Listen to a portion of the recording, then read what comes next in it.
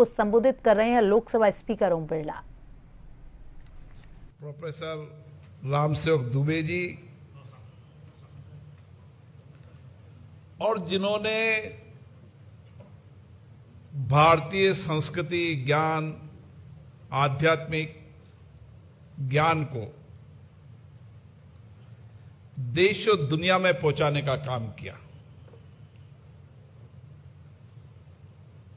जिन्होंने देश के लाखों साधु संतों को भारतीय आध्यात्मिक ज्ञान, संस्कार, विचार, ज्ञान परंपरा को आगे बढ़ाने का काम किया।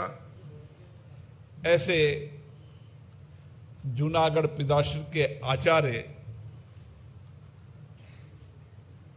अवधेशानंद जी गिरी जी यहां बैठे हैं, मैं उनको भी प्रणाम करता हूं।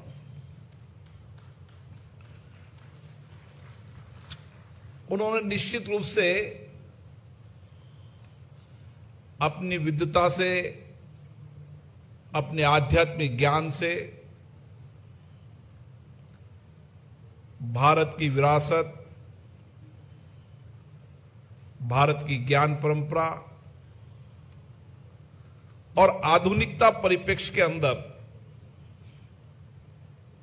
समाज को नए दर्शन देने का काम किया।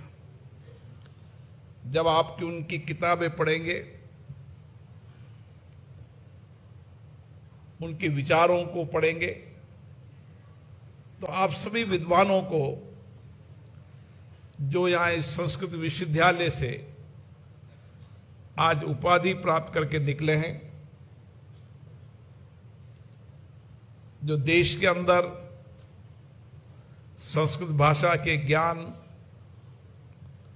परंपरा को, उसकी प्राचीनतम संस्कृत भाषा को और उसकी वैज्ञानिकता को आगे पहुंचाने का काम करेंगे, उन सब शिक्षकों को, आचार्यों को भी मैं बहुत बहुत शुभकामनाएं देता हूं।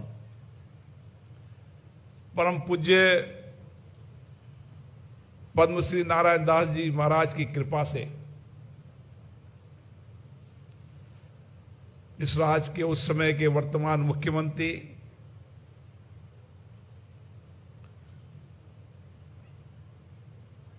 महामहिम उपराष्ट्रपति जी स्वर्गीय भैरव सिंह जी शेखावत ने